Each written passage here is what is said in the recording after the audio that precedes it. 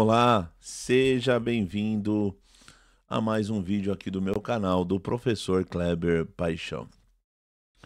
Você, meu aluno, minha aluna, você, meu irmão, minha irmã, você que me acompanha nesse canal, sabe que esse canal é comunitário, é nosso, não é só meu, é nosso. Quando você trabalha em comunidade, você nunca vai dizer eu faço, eu digo, eu realizo. Sempre nós fazemos, nós realizamos e assim por diante. Porque é nosso, é comunidade. Viver em comunidade é um dos significados de ser cristão. Pois bem, meus irmãos, se você gosta do conteúdo desse canal, curte ele, compartilha, se inscreva no canal, é, curte ele, compartilha, se inscreva no canal e deixe o seu joinha para que o vídeo chegue a mais pessoas, deixe seu comentário positivo. Se você quiser ajudar financeiramente esse canal, seja membro do canal, você ajuda bastante esse canal. Afinal de contas, você me ajuda. Agora eu tô numa nova empreitada, né? Pagar um novo mestrado. Eu já tenho vou fazer um novo mestrado. Então eu preciso de ajuda. Se você puder ser membro do canal, ajuda bastante. Mas, professor, eu não tenho dinheiro. Tudo bem. Segue o canal, curte ele, compartilha, se inscreva, divulga nos grupos de WhatsApp. Ajuda bastante, tá bom? O YouTube acha que esse conteúdo é relevante para mais pessoas. Pois bem, todo mundo sabe que eu sou um velho professor de teologia. E como professor de teologia, a gente estuda tudo. Estuda a Bíblia, principalmente, né? Como muita gente acha que eu não estudo Bíblia, porque teólogo não estuda a Bíblia, é uma loucura, não sei de onde que a pessoa tira isso. O teólogo, ele estuda a Bíblia. E depois demais coisas. História, conteúdo histórico-social. Ele estuda áreas da sociologia. Eu, graças a Deus, tenho um conhecimento na sociologia, conhecimento na antropologia, na filosofia, na ciência da religião. Então, graças a Deus, tem um cabedal de conhecimento, graças a Deus, considerável. E hoje eu percebi que existe realmente na internet uma pobreza, uma confusão de condenações da cruz, como que era a cruz, como que se dá a cruz. A gente precisa fazer isso, precisa falar isso, dar aula e mostrar como que funcionava ao longo da história. Existe uma história até da crucificação, a história de uma condenação, tem um itinerário. E hoje nós vamos seguir isso, tá bom? Se ele ficar muito longo, eu aconselho você, sinceridade, aconselho você dividir o vídeo em duas partes e assistir ele inteiro. Gente, tem muita gente me cobrando. Professor, o resto dos vídeos sobre seita, vou fazer. Professor, o resto dos vídeos sobre a Epístola de Romanos, vou fazer, gente. Que essa semana foi muito corrido, participando de podcast, um monte de coisa. O terceiro vídeo, não, o segundo vídeo sobre Trindade, eu ia falar sobre a Kenosis, vou fazer também, tá bom? Então, calma que vai dar certo se Deus quiser. Mas hoje eu precisava lançar essa aula aqui que é muito importante pra gente aprender um pouco. Internet tem muita gente falando muita bobeira na internet e a gente precisa aprender um pouco. Então a execução por suspensão em madeiro, na forma de cruz, vírgula, estaca, vírgula, poste ou árvore, assumiu diferentes significados entre os povos da antiguidade. Ou seja, não era um conceito só de crucificação. Os vários povos da antiguidade tinham vários métodos de crucificação e tortura. Tá bom? Compreender essas diferenças é fundamental para entender o peso histórico, né? Porque quando você entende essas diferenças, você entende o peso histórico de tudo isso, você vê o peso social, político e teológico da crucificação de Jesus Cristo. Você vai entender o porquê que Cristo foi crucificado, em que contexto ele foi crucificado e como ele foi crucificado. Nessa apresentação, exploraremos como diversas civilizações utilizavam esse método de execução, seu contexto na tradição judaica e, finalmente, o profundo significado teológico que a cruz adquiriu no cristianismo, transformando-se de símbolo de maldição e vergonha em emblema de redenção e esperança. Né? Para um feriado aí que vem aí de um feriado muito importante, a gente precisa pensar isso tudo, tá? Então, a cruz, ela tinha um sentido no mundo judaico e o sentido que se deu depois no cristianismo. Tá bom? Bora lá. Vamos lá. Métodos de execução em madeiro entre os povos antigos. Então tem vários métodos de executar alguém, porque a crucificação ou pendurar no madeiro, gente, é um modo de execução, é um modo de matar alguém, de executar uma morte sobre alguém, tá bom? Então diversas civilizações da antiguidade desenvolveram um método de execução que envolvia o uso de madeira como instrumento de morte e humilhação pública. Então, assim, essa humilhação tinha que ser pública, tá bom? Essas práticas variavam culturalmente e carregavam significados políticos, sociais e religiosos distintos, conforme veremos a seguir. Então, cada povo tinha uma ideia o porquê que ele crucificava. Não era um consenso, gente. Todo mundo crucificava pensando numa coisa. Era diversificado. Então, você tinha os assírios e a empalação. Isso se aprende no ensino médio, tá, gente? Quando você vai estudar os povos ali do Oriente Próximo, você vai estudar os assírios, sabe que o jeito que os assírios faziam, que é a empalação. Utilizava-se o empalamento, que é o modo de matar as pessoas por empalamento, em estacas como castigo público e terror psicológico contra inimigos.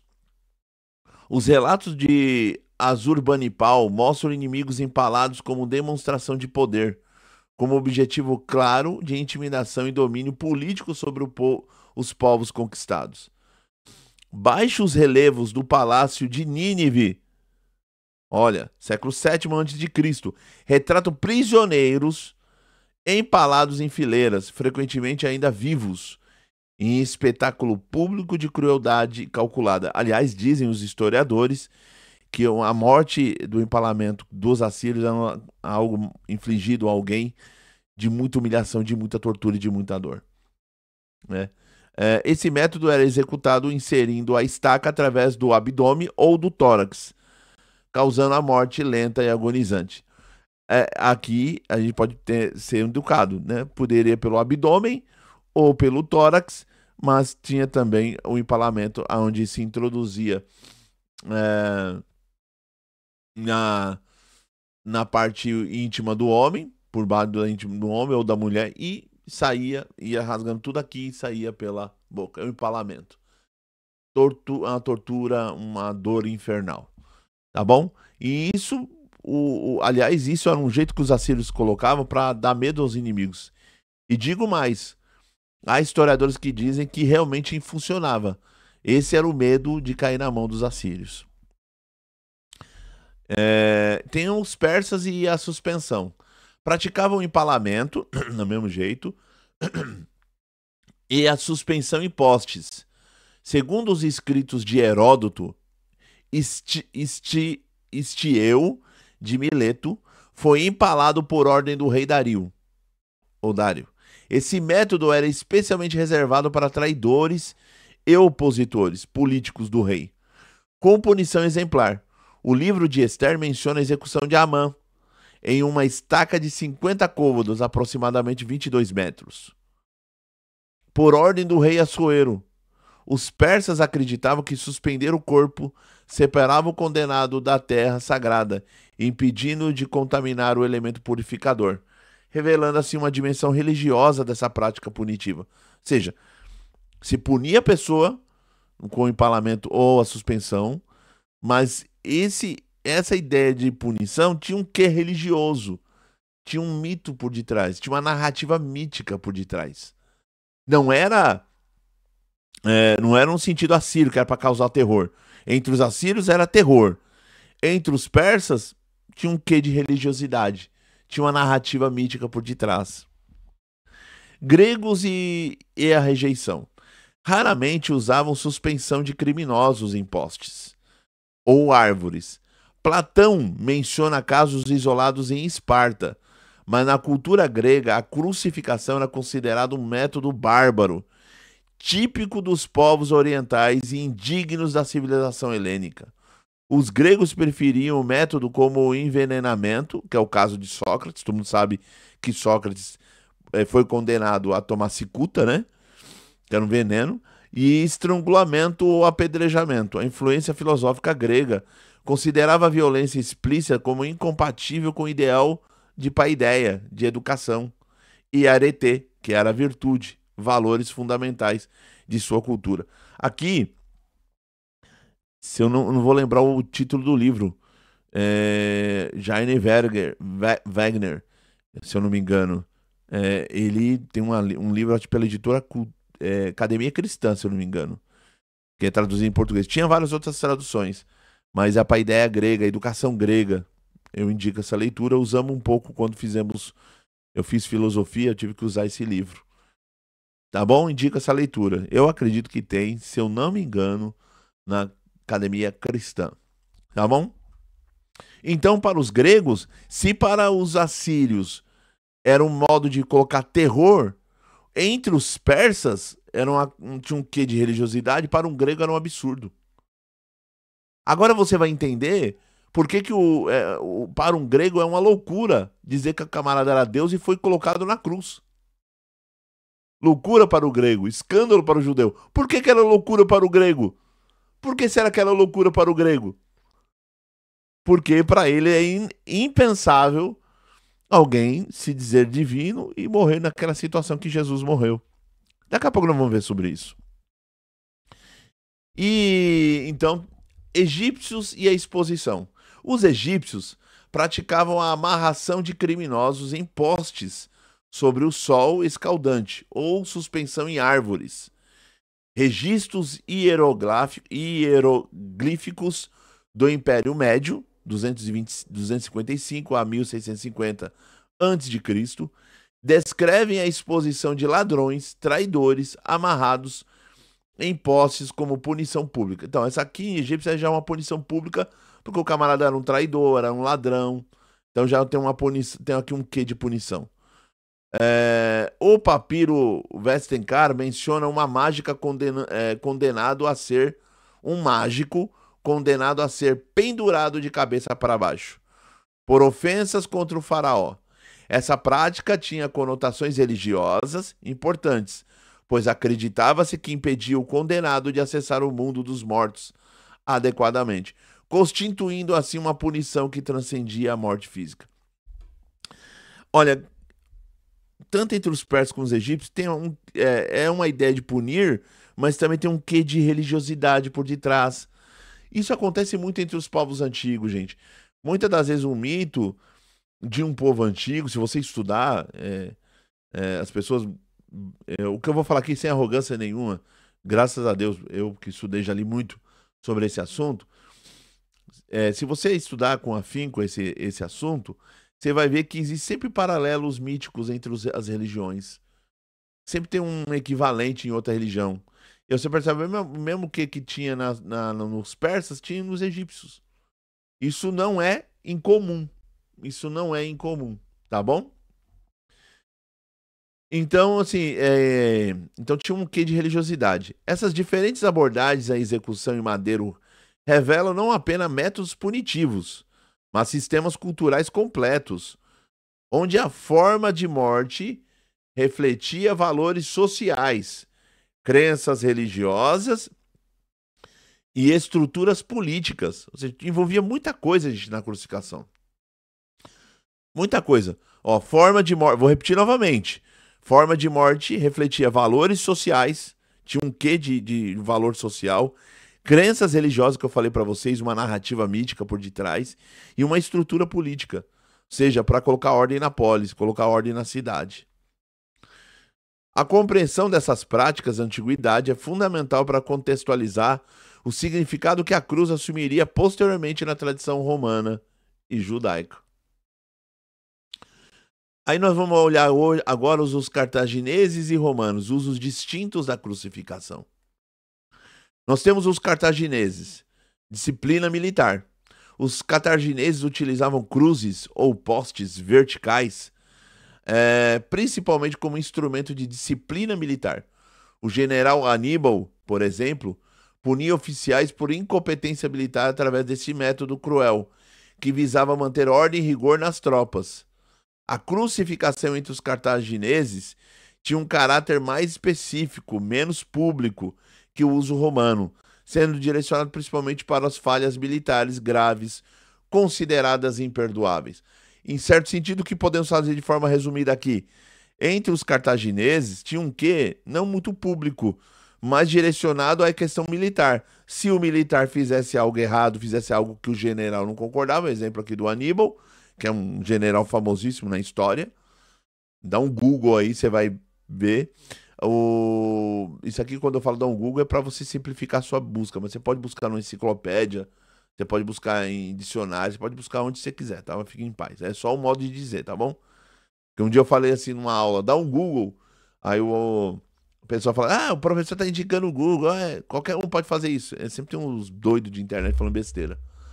Então, gente, mas você pode consultar a biblioteca que você quiser, a pesquisa que quiser, mas o Aníbal é um famoso general cartaginês.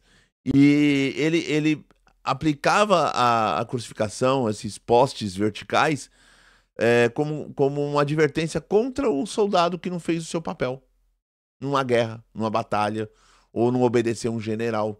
Você entendeu? Então não era uma questão mais ampla, pública, mas era algo bem específico. Os romanos e a humilhação e controle. Os romanos desenvolveram a crucificação como a ciência da tortura e humilhação pública. Isso que eu falei lá no podcast, que muita gente não entendeu, aí falou bobeira na internet.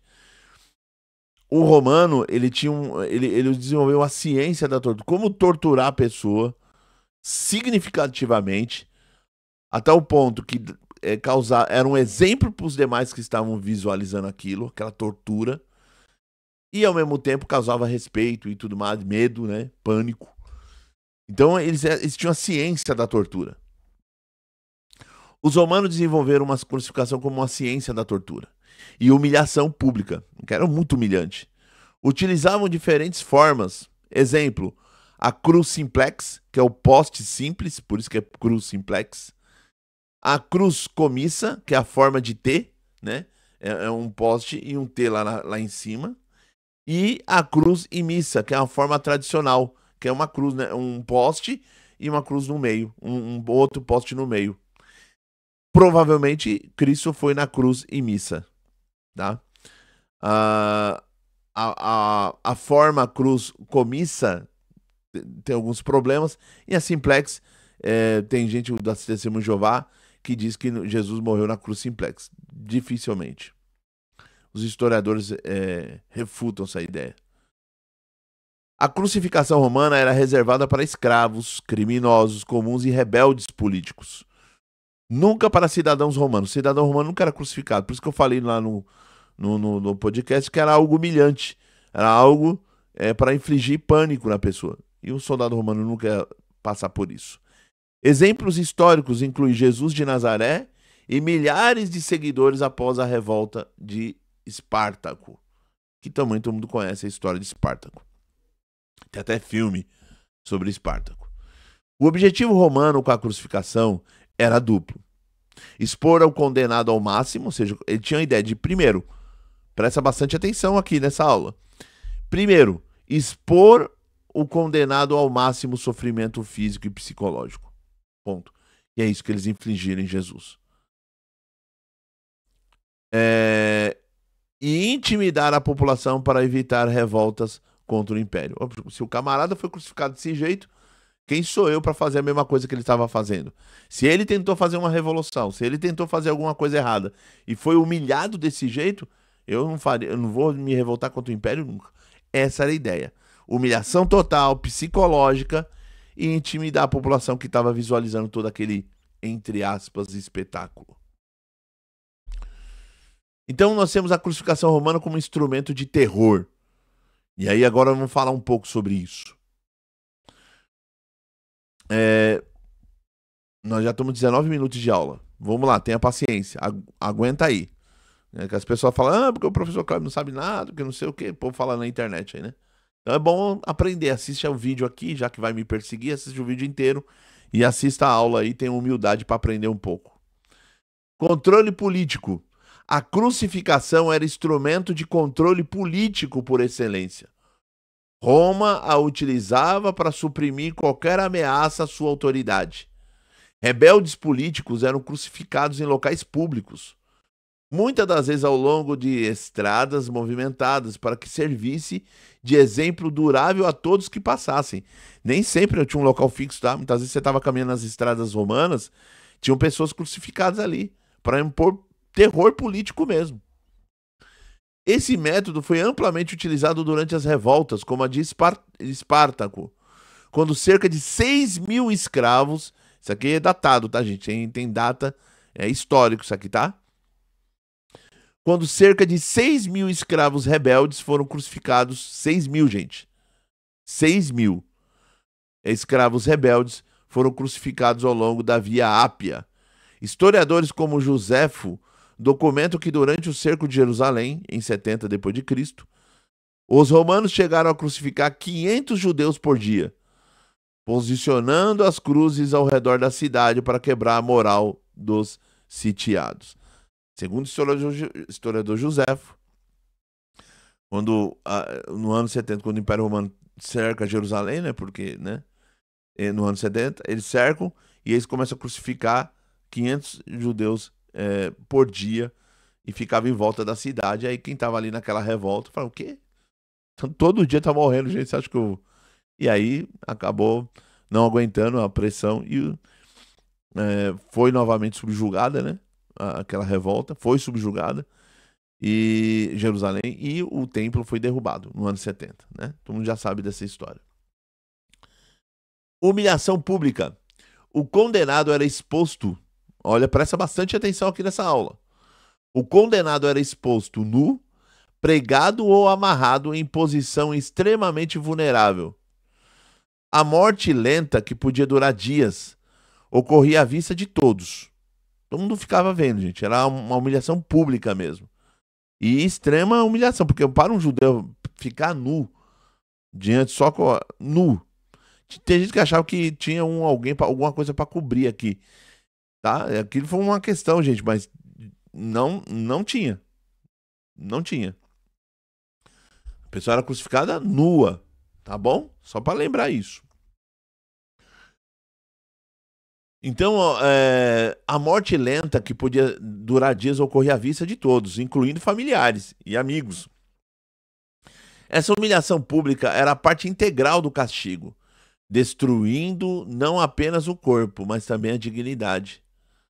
Os romanos frequentemente precediam a crucificação com a flagelação, que é a flagelação é o flagellum, ou flagellum, depende do tipo de latim, usando chicotes com pontas de ossos de metal, que dilaceravam a pele. É o que fizeram com Jesus, tá, gente? O condenado era então forçado a carregar o patíbulo, que é a travessa horizontal da cruz, para as ruas da cidade, até o local de execução, aumentando a vergonha pública. Insultos, cuspes, agressões da multidão eram comuns durante esse percurso, conhecido como Via Dolorosa nas narrativas cristãs. Né? Aquela via dolorosa onde a pessoa vai saindo do lugar com o patíbulo nas costas e sendo humilhado depois da crucificação. E no meio do caminho, cuspes, pedradas e tudo mais. Morte prolongada. A morte na cruz era projetada para ser extremamente dolorosa e lenta. O crucificado geralmente morria por asfixia, ao não conseguir mais se apoiar para respirar. Lembra que eu falei numa aula aqui sobre a morte de Cristo? Ele estava lá. Quando ele se apoiava um pouco para tentar respirar, aí aquilo doía tudo que ele estava nele ali. Aí ele cansava. Quando ele cansava, ele ficava assim, ó. E isso aqui oprimindo as vias respiratórias, o pulmão e tudo mais. Então era uma dor infernal. O crucificado geralmente morria por asfixia ao não conseguir mais se apoiar. Ele não conseguia mais, ele morria por asfixia, de tanto faltar primeiro o oxigênio e também sangue para tudo quanto é lado. Imagina isso. A posição do corpo causava cãibras excruciantes. Não era qualquer cãibra quando você vai jogar bola. Se eu fui jogar bola com meu filho e deu cãibra. Não é esse tipo de cãibra, gente. É cãibra terrível. Excruciante. Aí você tinha também desidratação severa, né? E falência gradual dos órgãos. Os órgãos aos poucos iam morrendo. Falência múltipla dos órgãos. Aí médicos forenses modernos identificaram múltiplos mecanismos de sofrimento. Primeiro, dor intensa nos membros perfurados, ou seja, os membros, os braços, a perna foi perfurada, tem uma dor terrível. Tetania muscular devido à posição imóvel. Hipovolemia, perda de sangue, né? Hipovolemia, perda de sangue. Acidose respiratória e, eventualmente, parada cardíaca.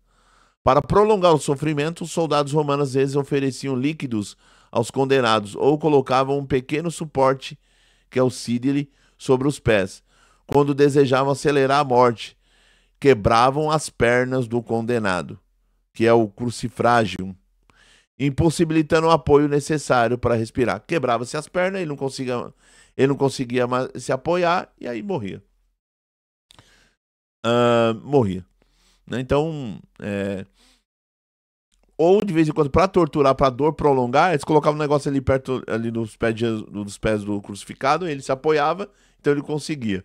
Ou muitas das vezes tirava aquilo, já batia nas duas pernas, quebrava as pernas, e ele já não aguentava respirar e morria.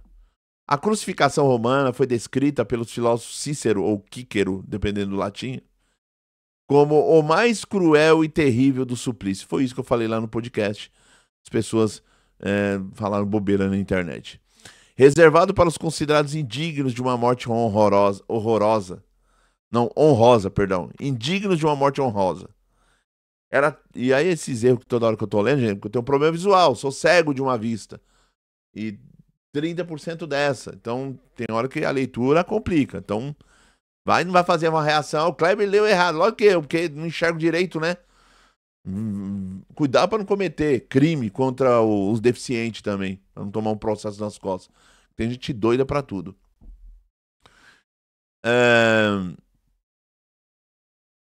Então, assim, ó.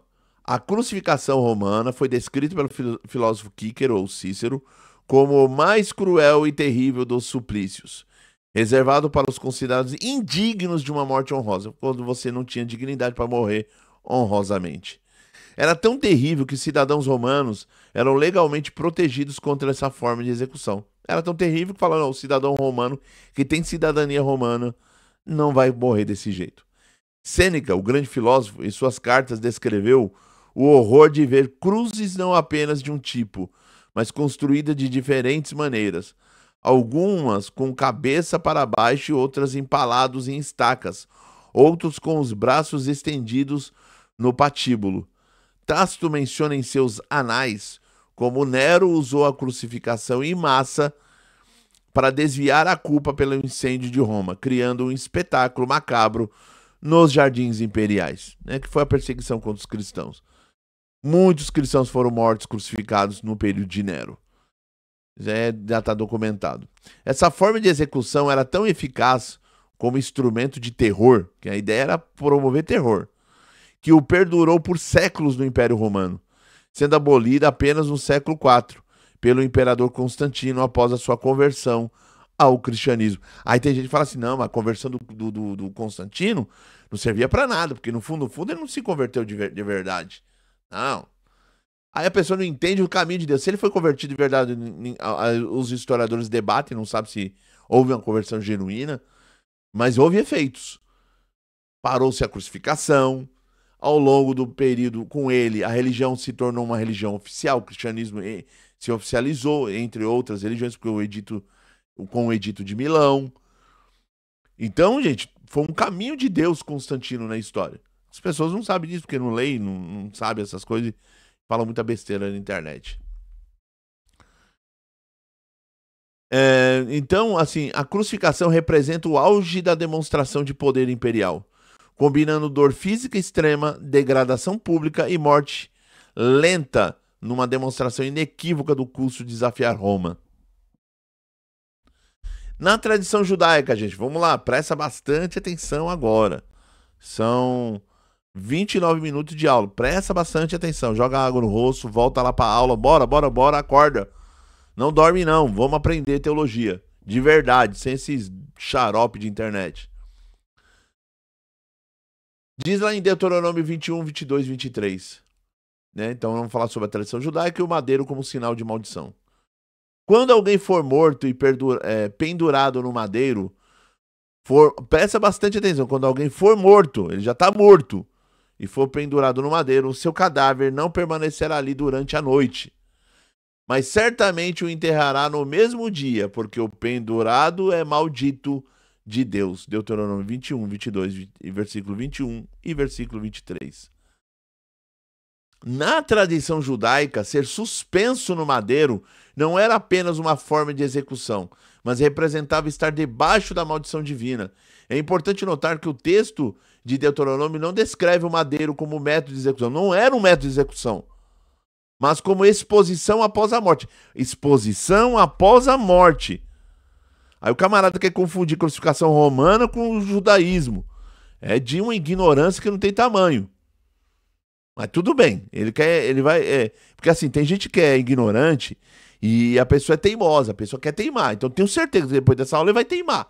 Ele vai continuar batendo na tecla, ele vai surtar, vai dar chilique, vai gritar. Mas não tem problema, dá chilique à vontade. Eu tenho certeza que se fosse ao vivo não daria esse chilique, não. Mas a pessoa vai insistir.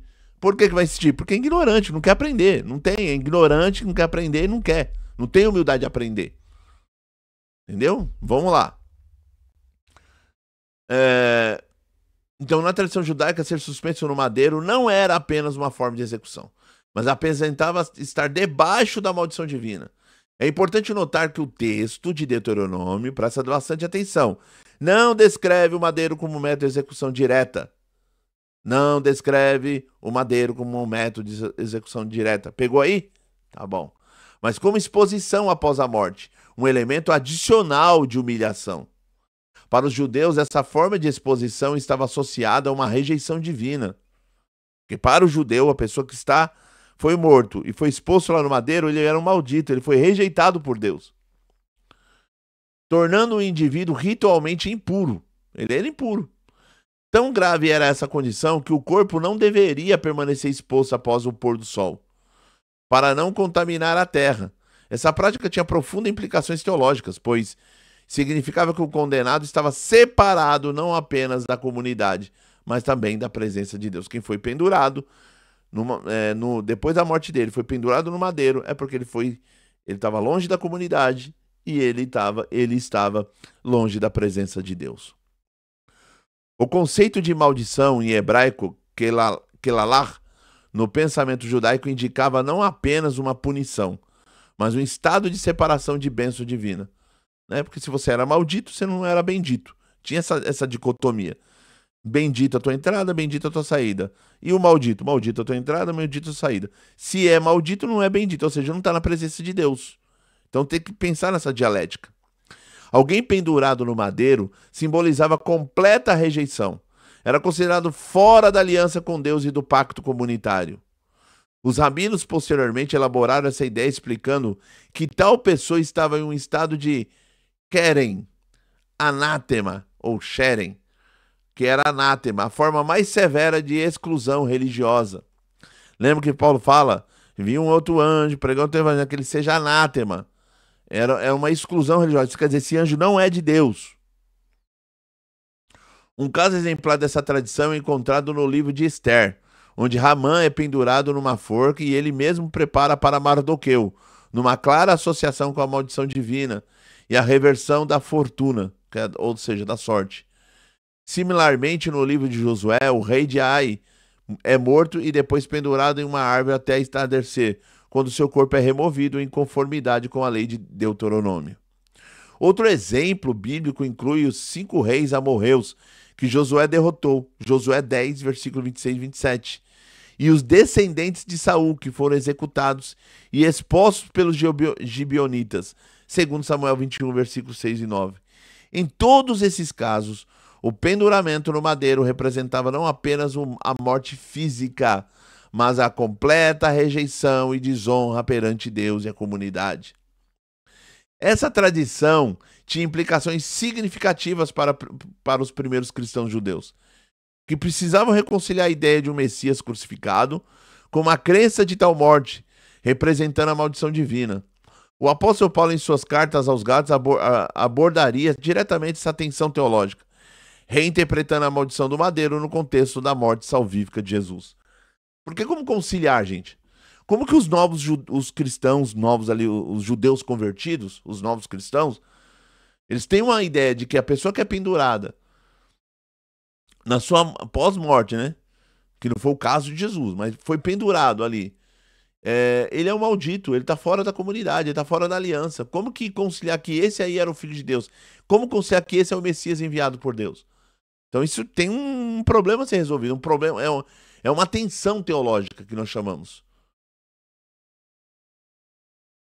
Então, casos exemplares da maldição do madeiro. Então, nós temos Amã, vamos recapitular, livro de Esther. O caso mais emblemático no Antigo Testamento é o de Amã, conselheiro do rei Assuero. Após planejar o genocídio dos judeus, Amã foi pendurado na forca de 25 metros que ele mesmo havia preparado para Mardoqueu. Esse relato representa perfeitamente a reversão da maldição quando ele recai sobre quem planejava o mal. 2. 5 reis cananeus, Josué 10. Josué enforcou 5 reis cananeus em árvores após derrotá-los em batalha. Significativamente, eles foram retirados antes do pôr do sol e lançados numa caverna, demonstrando a observância do princípio de Deuteronômio. Ou seja, o que está sendo observado aqui, gente? Deuteronômio. Mesmo quando aplicado a inimigos. Está se observando? Deuteronômio. Descendentes de Saul, segundo Samuel 21. 7 descendentes de Saul foram enforcados para espiar sangue dos gibeonitas, que Saul havia perseguido. Esse caso demonstra a dimensão expiatória que o madeiro podia assumir, onde a maldição de um servia para remover a maldição de muitos. Um prenúncio tipológico, isso aqui é um tipo, né? Quem já estudou hermenêutica comigo, eu dei aula sobre os tipos e antítipos, né? Tipos, sombras e tipos no Antigo Testamento e os antítipos e realizações completas, revelações dentro de um pleroma no Novo Testamento. Quem estudou hermenêutica comigo sabe disso. Então, um prenúncio tipológico do sacrifício de Cristo, onde um morre no lugar de muitos. Esses casos ilustram como a tradição judaica, o madeiro estava invariavelmente associado à maldição divina e frequentemente servia como instrumento de justiça poética, onde o mal planejado contra outro se voltava contra o seu autor. Então, aqui, gente, isso é o que vocês prestam bastante atenção. A concepção teológica judaica está aqui. Tá bom? Ela está aqui, está nesse entorno aqui. Tinha uma teologia por detrás, nós chamamos de teologia deuteronomista, e essas aplicações eram feitas. Mas um judeu crucificar alguém, torturar ele, isso judeu não fazia. Judeu não ficava torturando ninguém. O que foi aplicado a Jesus foi a crucificação romana. Mas quando os galileus que estão ali, que são judeus e tudo mais, vê Jesus sendo crucificado, quando chega o atardecer, está chegando o pôr do sol, eles tiram. Por quê? Porque a teologia deles era uma teologia deuteronomista. Mas o que foi infligido a Jesus foi uma crucificação romana. As pessoas não querem aprender isso. Mas tudo bem. A crucificação de Jesus, encontro entre a vergonha romana e a maldição judaica. Presta bastante atenção. Perspectiva romana. Jesus foi condenado por subversão política. Ele se levantou contra a política dos romanos. O título rei dos judeus era visto como uma ameaça direta à autoridade imperial, porque só um era o rei dos judeus, o imperador que dominava sobre os judeus e sobre os outros povos. Então o título rei dos judeus é uma... Ó o que acontece com o rei dos judeus. Tô crucificando e judiando dele quem se achava rei dos judeus. A crucificação seguiu o procedimento romano padrão para não cidadãos, porque Jesus não era um cidadão romano. Se ele fosse um cidadão romano, tivesse cidadania, ele não seria crucificado. Por que você acha que Paulo não foi crucificado quando foi morto? Seu martírio. Por que você acha? Por que você acha, gente? A crucificação só foi encerrar lá em Constantino, século IV. Por que você acha que Paulo? Mas porque Paulo tinha cidadania romana. Vou fazer igual os youtubers. Pegou aí? Pegou? Então tá bom, só pra saber. Tá acordado aí? Bebe água. Joga uma água no rosto, molha os pulsos. Então, a crucificação seguiu o procedimento romano em Jesus, padrão para não cidadãos. Pilato utilizou a execução como demonstração de poder e controle sobre a província. Ele tinha que manter poder. Por mais que ele tentou ali fazer algumas mudanças ali, os judeus falaram, não, crucificam. Na perspectiva judaica, sua morte em um madeiro o colocava sob a maldição de Deus, segundo a lei.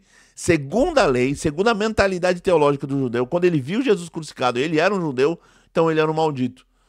Aí você pode pegar Deuteronômio e falar, maldito aquele que morre no madeiro. Porque está escrito no texto bíblico. É isso que a pessoa não entende. Ainda a pessoa quer ensinar teologia para os outros. A crucificação confirmava que muitos judeus que Jesus não poderia ser o Messias, porque na cabeça dos judeus, se ele fosse o Messias, ele não poderia ser crucificado. Se ele fosse Deus, se ele fosse um justo. O Messias é um justo. Seu modo de morte representava abandono divino e rejeição. Ele foi rejeitado por Deus. Na mentalidade da teologia deuteronomista, da teologia dos judeus do Segundo Templo, ele foi abandonado por Deus, porque ele foi crucificado. Porque aí as pessoas querem fazer teologia dogmática ou trinitária com a ideia de que Jesus disse os salmos, Deus meu, por que me abandonaste? Abandonado porque ele, na teologia, mas não que ele foi abandonado metafisicamente. Não foi um abandono metafísico. É um abandono no sentido da mentalidade judaica. Porque ele, sendo judeu, sendo justo, nunca tinha pecado. O pessoal colocou ele no madeiro, porque pediu a crucificação dele, né? Mas o método infligido a ele foi o método romano. As autoridades judaicas viam sua condenação como uma eliminação de uma ameaça religiosa. Só um momento. Não. É o meu olho que tá estranho, esquisito, eu não tô conseguindo enxergar aqui. Vocês perdoam, tá, gente? Sou um cegueta, tá, gente? Perdoa aí de coração. Beber aguinha. A pressão minha hoje tá alta. Tem que tomar um remédio. Cristo nos resgatou da maldição da lei. Ó Paulo. Fazendo-se ele próprio maldição em nosso lugar. Porque está escrito, maldito todo aquele que for pendurado no madeiro. Olha o Paulo resgatando a teologia de Deuteronômio. Entendeu? A teologia de Deuteronômio, na cabeça dos judeus, é isso. Como que pode ser Messias sendo crucificado? A cruz de Cristo representa um ponto de encontro único entre dois sistemas de vergonha e punição. O terror político romano e a maldição teológica judaica. A maldição teológica judaica, ambos ressignificados na teologia cristã. E na teologia cristã vai ter uma nova ressignificação. Já dei aula sobre aqui, como um cientista da religião. Já falei milhões de vezes, em podcast, em tudo quanto é lugar, que existe assimilação, existe ressignificação e existe outros tipos de misturas religiosas. Tá? Então, nesse caso é uma ressignificação. O que é ressignificação, Kleber? Já falei, vou repetir. É dar um novo significado para aquele momento, para aquele evento, para aquele símbolo. Você vê ele de outra forma. Você enxerga ele de outra maneira. Você enxerga ele de outra perspectiva. Eu preciso urgente comprar uma cadeira. Quem precisa? Urgente. Você começa aqui em cima no alto e ela vai baixando sozinha, assim, ó. Quando você vai estar aqui baixinho. E as pernas doendo porque ela tá aqui encurvada. Mas Deus vai preparar porque Deus é bom. A cruz de Cristo representa... Então, assim, ó, gente, vou repetir novamente. A cruz de Cristo representa... Ah, Kleber, mas você tá repetindo toda hora. É, porque esse é o método aristotélico. Repetição. Vou repetir até você pegar a ideia da aula. A cruz de Cristo representa um ponto de encontro único entre dois sistemas de vergonha e punição. O terror político romano e a maldição teológica judaica, ambos ressignificados na teologia cristã. Tomara que você tenha entendido. Então, o escândalo e paradoxo da cruz. Para os judeus, a crucificação de Jesus representa um escândalo teológico incontornável. Como poderia o Messias, o ungido de Deus, sofrer maldição explícita da lei? Como poderia? Essa contradição aparente tornava a mensagem cristã um escândalo, escandalon, para a sensibilidade judaica.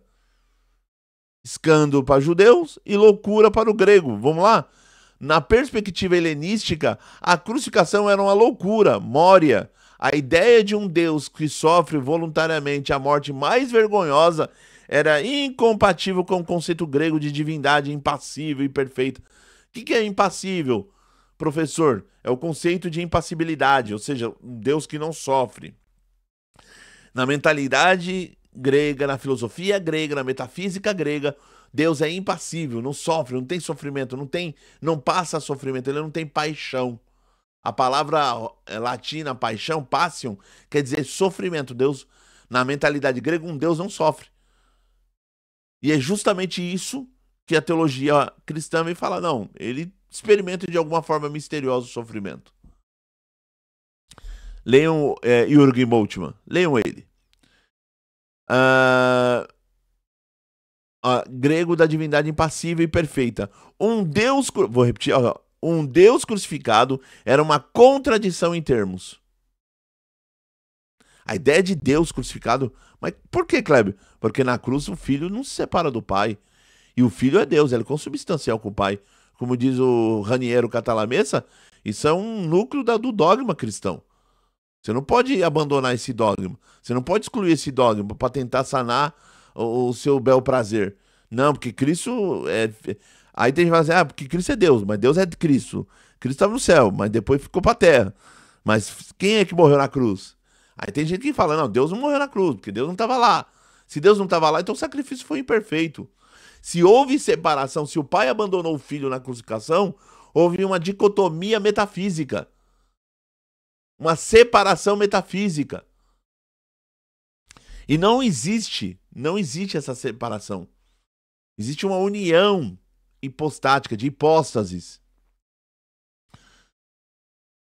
É isso que é importante para a gente pensar. Então, para os cristãos, paradoxalmente, a cruz tornou-se o símbolo máximo da redenção e vitória de Deus. O que era sinal de derrota transformou-se em emblema de triunfo. Paulo declara em 1 Coríntios, capítulo 1, do 23 ao 24, que Cristo crucificado, abre aspas, é poder de Deus e sabedoria de Deus. É poder de Deus e sabedoria de Deus. Esse paradoxo da cruz, que o instrumento de vergonha e maldição se tornasse símbolo central da fé cristã, representa uma inversão radical dos valores estabelecidos, tanto no mundo judeu quanto no mundo greco-romano, estabelecendo uma nova compreensão do poder divino. E quando os romanos pensavam que estavam derrotando Jesus, era Jesus que estava subjugando o Império Romano. Quando deram uma coroa de espinho, ali era o sinal da derrota. Vocês sabiam que alguns historiadores atestam que quando um inimigo perdia a batalha para outro inimigo, um pegava a coroa dele e colocava na cabeça do rei vencedor. E se a gente fazer uma metáfora, isso aqui é metáfora, é simbólico, tá? É metáfora. Não tá no texto claramente ali, mas é uma metáfora. Quando pegaram a coroa de espinho na crucificação de Jesus e colocaram na cabeça dele e zombaram dele e falaram, salve rei dos judeus, ali era o Império Romano reconhecendo que Jesus é o rei e que ele é o vencedor da batalha. Por quê? Porque quando o homem peca, nasce espinhos e abrolhos. Em Gênesis vai falar isso, né? Espinhos e abrolhos, se eu não me engano. Mas nasce espinho, isso é certeza. Espinho eu tenho certeza. E aí, uma coroa de espinho, né? Foi ali a derrota do homem e o começo do domínio desse anjo caído, que ele que tinha o império da morte, né? E aí agora, a partir do Império Romano, eles colocam a coroa de espinho na cabeça de Jesus, querendo dizer, nós perdemos a batalha, quem ganhou você é o rei verdadeiro. Você é o verdadeiro rei. Podemos fazer essa metáfora. Podemos pensar assim. Então, quando o Império Romano achou que estava vencendo, ele estava perdendo. Quando o grego achou que era uma vergonha, aquilo era a exaltação de Cristo, porque diz a palavra que Jesus estava expondo publicamente todos os demônios. Quando o judeu achou que aquilo era um escândalo, achando que Jesus era uma maldição, ele estava sendo bênção para todo aquele que nele cresce. Porque agora em Cristo, todos os que nele crêem serão benditos. Lembra que Deus falou para Abraão? A tua descendência serão benditas todas as famílias da terra. Se tu uma bênção. Jesus, como descendente de Abraão, disse, ele foi uma bênção. Como todo mundo pensou que ele era uma maldição, ele era uma bênção. Esse paradoxo da cruz, que o instrumento de vergonha e maldição se torna o símbolo central da fé cristã, representa uma inversão radical de valores, estabelecendo tanto no mundo judeu quanto no greco-romano, estabelecendo uma nova compreensão do poder divino. Na cruz é Deus, é poder de Deus ali. Na cruz é sabedoria de Deus, é Deus agindo com sabedoria. O que para você não entende nada, porque para você acha que tudo é seita, tudo é do demônio, mas muitas vezes Deus está agindo e você não está percebendo. Né? Esse que é o problema. Representações artísticas da cruz na história cristã. Isso aqui é muito importante estudar. A gente estuda muito na arte. Eu fiz uma pós-graduação na PUC sobre arte sacra. E aqui estuda muito sobre isso. No cristianismo primitivo, do século I ao século III. Aqui ainda é cristianismo primitivo. Gente, até o século IV, do século I ao século IV, nós classificamos ainda como cristianismo primitivo, tá? Academicamente, tá? Tem gente que acha que o cristianismo primitivo é só século I. Isso é um ledo engano. Do século I ao século IV, ainda dá para dizer que é igreja primitiva. Os primeiros cristãos raramente representavam a cruz, preferindo símbolos como o peixe, o pastor ou a âncora. Então, o símbolo da cruz não era usado, eram outros símbolos. O peixe, que as pessoas usavam, né? Que as palavras lá no grego de peixe você poderia colocar lá como Cristo, né? E era um símbolo também para você entrar nas reuniões secretas, onde o povo está se reunindo para adorar a Deus. Então o peixe pastor também era muito utilizado, e a âncora, né? A crucificação era uma realidade presente e terrível, associada à vergonha. Nas catacumbas romanas encontramos poucas representações explícitas da cruz, refletindo tanta descrição necessária durante as perseguições quanto o horror ainda vivido deste suplício. 2. Período bizantino, século IV, século VII.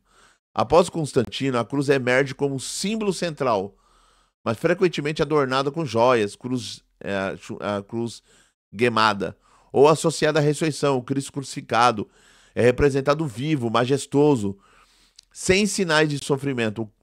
É o chamado Christus triunfans. A crucificação é vista, que é o Cristo triunfante. A crucificação é vista primariamente como trono de glória e não como lugar de tormento. Vocês já perceberam que de ideia de vergonha como trono de glória agora, como vencedor? Porque ao longo do cristianismo, o cristiano vai pensando, ele vai refletindo, e ele vai dando um novo significado para algumas coisas. Na igreja primitiva do século I ao século III ainda tinha muita perseguição, muita gente morria, então era um sinal de vergonha. Agora no período bizantino já começa a emergir um novo significado, tá bom? E 3, 6º ao 14. Desenvolve uma representação mais dramática e emocional do Cristo sofredor, que é o Christus patiens. Crucificação é retratada com detalhes realistas de sofrimento, sangue, agonia. Essa mudança reflete uma espiritualidade que valoriza a identificação como o sofrimento de Cristo, como caminho para a redenção. Essa evolução da representação da cruz na arte cristã revela uma graduação transformação na compreensão teológica. Ou seja, a compreensão teológica ela vai mudando ao longo do tempo. Há uma mudança de compreensão teológica.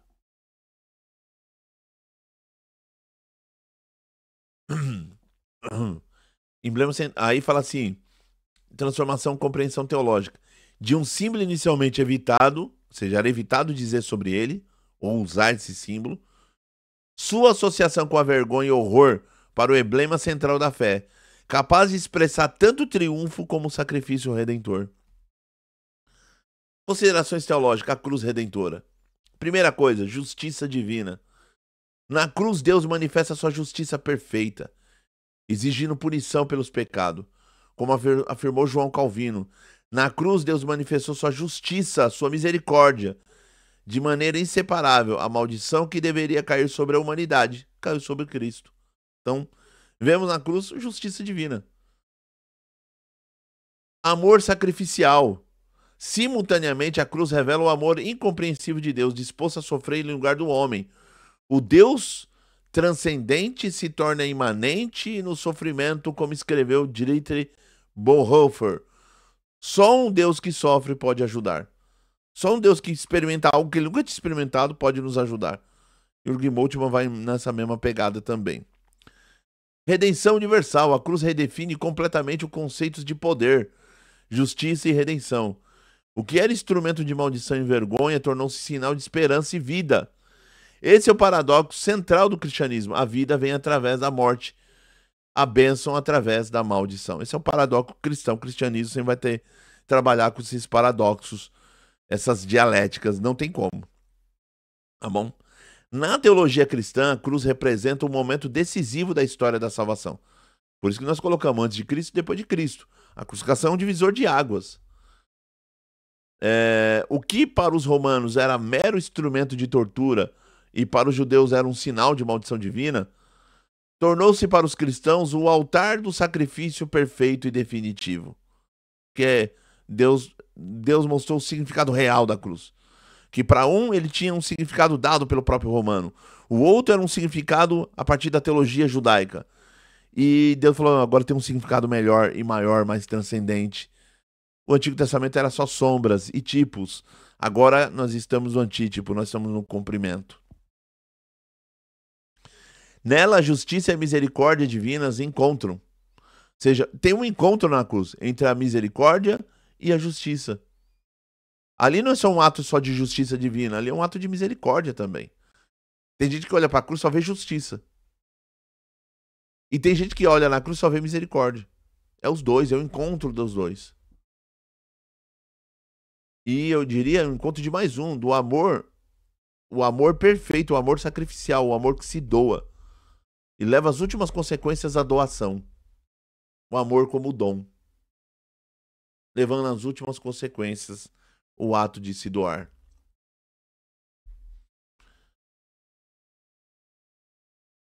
A justiça e a misericórdia divina se encontram, permitindo a reconciliação entre Deus e a humanidade.